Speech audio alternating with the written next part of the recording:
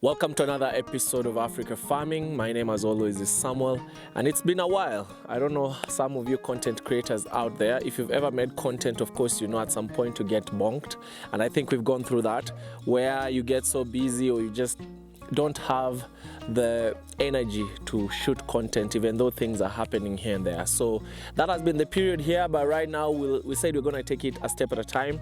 So when I have time, I'll be doing content and as many as possible, so that at least with time we can be releasing regularly and frequently. Anyway, this is Africa Farming, a channel focused on young generation farmers and new entrants in farming who are willing to learn new farming practices. So if you're new here, take a second or two to subscribe, hit on the notification bell so that YouTube can always notify you whenever we have a new video uploaded. And for those people who've joined the Africa Farming family, thank you so much for always supporting us. And as always, this channel is where we learn daily together. So in this particular episode, we'll be talking about some of the mistakes that farmers do. And these actually are some of the mistakes that probably I've also experienced as a farmer for the past like 1.5 years that we've set up the farm here in Kajiado. And some of these mistakes are also courtesy of other farmers sharing with me what the experience basically was. So fasten your seatbelts and let's get started. So the first mistake that most farmers do, particularly myself, is taking your farming as a hobby and not as a business. Now what do I mean by this? Most farmers out there, actually a majority of farmers, just do farming because it's something that you've seen somebody else do. So you end up, practicing what you really haven't researched about. Now, when we talk about taking farming as a business, any type of business, before you start a business, you have to do market research. You have to do your due diligence first before you invest your money in that particular business. So one mistake that most farmers do is they don't do their research. They don't do the market research to know if their products are marketable in the area, or if they have market for their products, if the input for farming that particular product is readily available, if the skills are actually there from your laborers and all that. So that is one of the most common farming mistakes that most people do. They don't take it as a business, but take it as a hobby, and then in the long run you find that you're not getting the profit that you had anticipated simply because you didn't do your research well. So that is the first farming mistake that most farmers do. The second mistake that most farmers do is, in as much as they might have done their research, they don't come up with a farm business plan. When you're setting up a farm, you need to have a business plan. In any business, a business plan basically acts as a map or a guide to where you are at this particular point and where you're planning to go. So this particular business plan will help you as a farm know where you're starting, know where your goals are and what objectives are, and how you're going to get to the next goal or the next milestone or the next deliverable. So once you have a farm business plan, you'll be able to track your growth.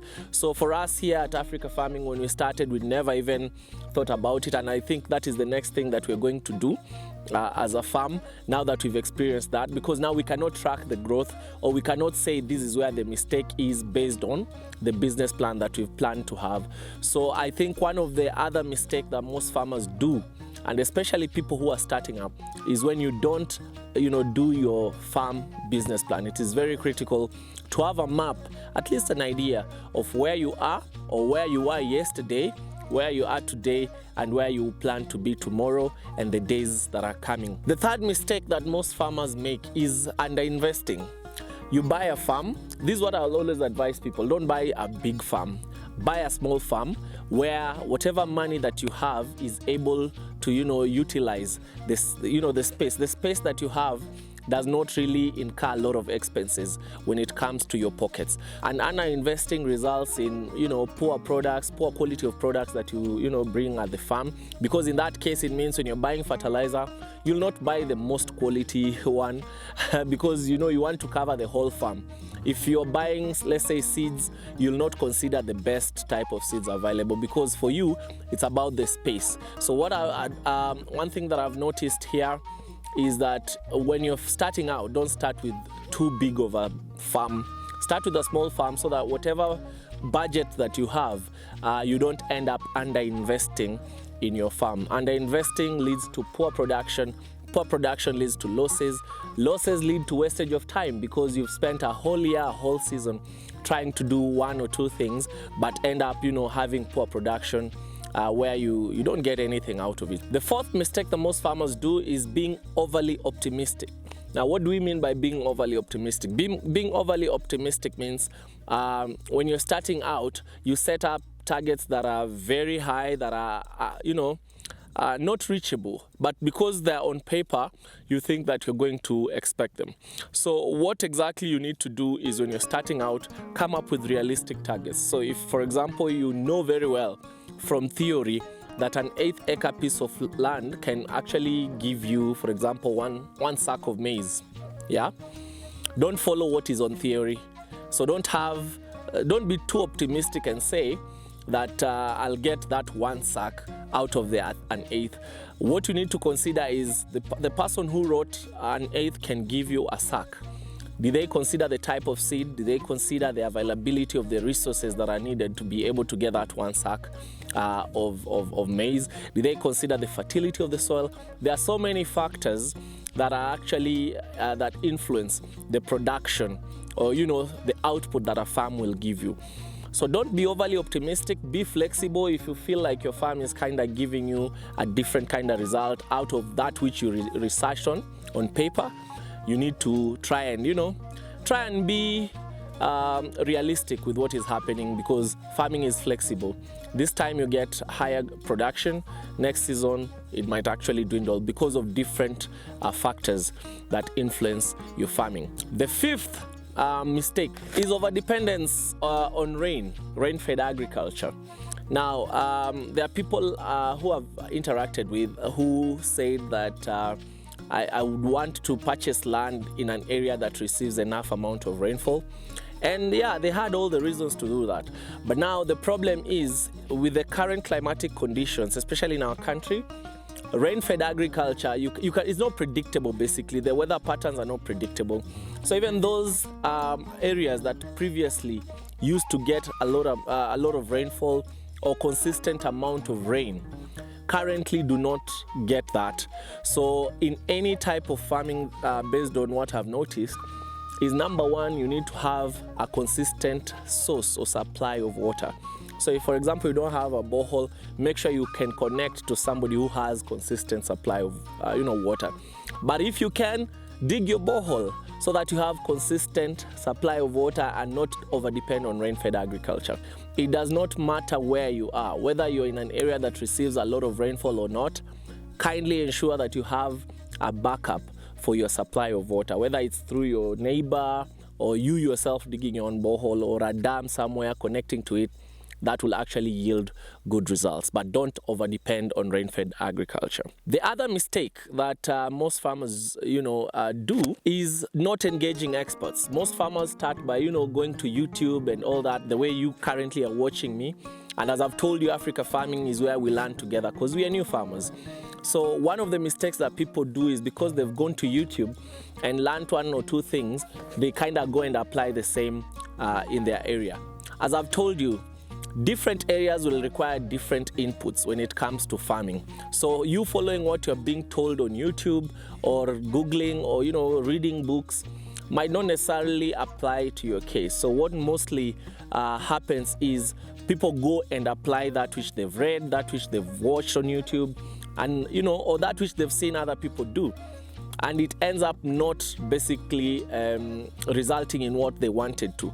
So one of these mistakes can actually be solved simply by getting an expert in that field, coming to your ground, coming to your farm, doing a research or two, doing some soil tests here and there, and telling you that based on the type of soil you have, based on the amount of water that you currently receive, these are the things that that the expert thinks that would actually do well in your farm. So ensure that you engage experts when it comes to farming so that you don't end up spending a lot of money doing things yet they don't bear fruits, right? The seventh mistake that most farmers do, and I think I've already talked about it, is when you use poor breeds or poor varieties of seeds in your farming activities. Now remember, if you're doing commercial farming, and even you yourself, even if it's subsistence, For higher production, you need top quality seeds, top quality breeds, top quality variety of your farm inputs. So one of the mistakes that farmers do is, because you've seen your neighbor just use some kind of seeds in their farming activities, you ask them, can you give me some of these so that I plant on my farm? They end up giving you, but you don't get the kind of production that your farm is supposed to give. Same thing to also animals. You get poor varieties, or rather poor breeds of livestock. You start rearing them, you end up noticing that they're taking too long to breed, or some of them don't even breed, and yet and even the cost of production actually remains the same, but now the production quality is actually low, or even the quantity that you are getting is very low. The eighth mistake that most farmers do is when it comes to housing. Your animals have to be housed, or if, for example, you're doing greenhouse for your plants, there has to be some sort of housing. Most of the farmers that I've seen are doing actually poor quality housing for their livestock. And this ends up, increasing your cost of production, because every now and then, for example, if the rain falls or if something happens, you find that you have to keep repairing your housing. It might actually even result into injuries for your livestock if you have poor types of housing. So ensure you also invest well when it comes to the type of farming that you want. And if it's livestock, ensure that you build houses that are actually not poor, but are of quality and are of standards, so that even the livestock that are living in can live very comfortably and give you the desired results that you want. Another one is farmers acting indecisively and not acting quickly. That's a mistake, a very common mistake. Now, sometimes you get tips here and there that this and this is happening, this and this is happening. But most farmers are skeptical when they get some of these tips. I'll give you an example. When I came here to this farm, I've been also a victim of this. When I came to this farm, there was a native of this area who came and just spoke to me and told me he actually heard that I was planning to do my sheep house. This is the sheep house that you remember, the sheep pen just behind me. So he heard that I was doing it, and then he came and told me, hey, by the way, you know the way Wazes, the elderly people talk to you. They don't talk to you in a way that they are directing you. They're talking to you in terms of advising. So you don't take them that seriously. But he was in a sense giving me a tip that when you're building your house, kindly go and build it close to, when you're building your sheep pen, build it close to where your farm guy stays. But you see, for me, I had a plan. For those people who watched our previous videos, there's a video I did with regards to planning, or the design or the layout of your farm. There is that video. I think you'll find the link in the description. Now, I followed that layout to the letter, right? And what happened is that at the end of it all, I didn't follow the advice that the elderly guy was giving me. And true to his word, 6 months or 8 months down the line, I got the attack that he had told me, because he had told me, if you don't do that and it's so far away from where the guy stays, we have wild animals around and they will attack your sheep pen and your guy will not hear. And that's what happened here. I think for those people who've watched some of our previous videos, like 2-3 months ago, we were attacked here by hyenas and leopards. So if we had actually followed those tips or acted decisively based on what we were told and quickly, we won't be having those losses that we had. So that is one of the mistakes that most farmers do. We don't act quickly, we don't act decisively. Even when the rains come, we take time before we start doing A, B, C, and D. So that's a mistake that we need to act on as farmers. Let's be quick to act and let's act decisively. If you decide this is the way, let's do it. Don't wait until you hear from 10 other people. That is when you make that decision, because you might experience a lot of losses. The last mistake, and possibly the biggest one, and in fact that's the reason why I told you if you're to start again, I wouldn't advise somebody to get a big farm. It's getting too big too fast. Farming is like a marathon. It's not a sprint, it's a marathon. You're not supposed to do so many things at the same time. So getting too big too fast means you want to do this, you want to do that, you want to do almost everything that you've seen, for example, your neighbor do, yet you've not even asked yourself how long your neighbor took to get to where they are. You think it's a sprint. Farming is not a sprint at all. Farming is a marathon. The advice is start small as you're thinking big and gradually get there using the business plan that we talked about, that I told you most farmers don't have. So don't have too many enterprises within your farm, that you're supposed to run this, run that, you almost run 1,000 things in your farm and getting too big too fast. That is a mistake that most farmers do. They want to get too big too fast. Actually, to get big, you'll get, but it is a process.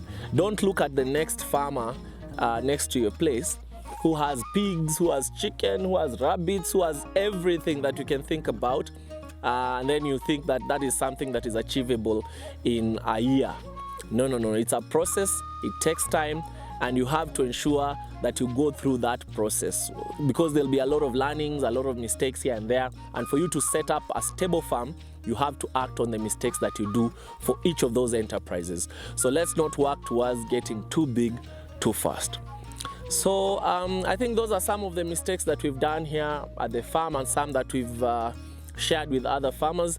And I hope that as you start, for those people who are starting out farming, you will learn a thing or two about some of these things that we've talked about, so that you don't get into that trap that some of us got into. Because this channel, as I said, we learn together daily. So if you're starting out, take precaution so that you don't get into the same mess that some of us did. Otherwise, that's it for us today. And if you're new here, as I've said, take a second, just subscribe, hit on that subscription, the red subscription button that you see. Ensure that you also hit the notification bell so that YouTube can always notify you. For those people who want to connect with us on our social media handles, at Africa Farming KE on TikTok, Instagram, and Twitter. And of course, there's another one that has come up called Thread. So we're also there as Africa Farming KE. You can always find us there. On Facebook and YouTube, as always, is Africa Farming. And if you're new, kindly let us link up, join the Africa Farming family, and let's grow this number. As of now, we are on the journey to 10,000 subscribers, and it's only through your subscription that we'll be able to get there. Otherwise, for now, it's nothing but changamka na ukulima. Bye bye.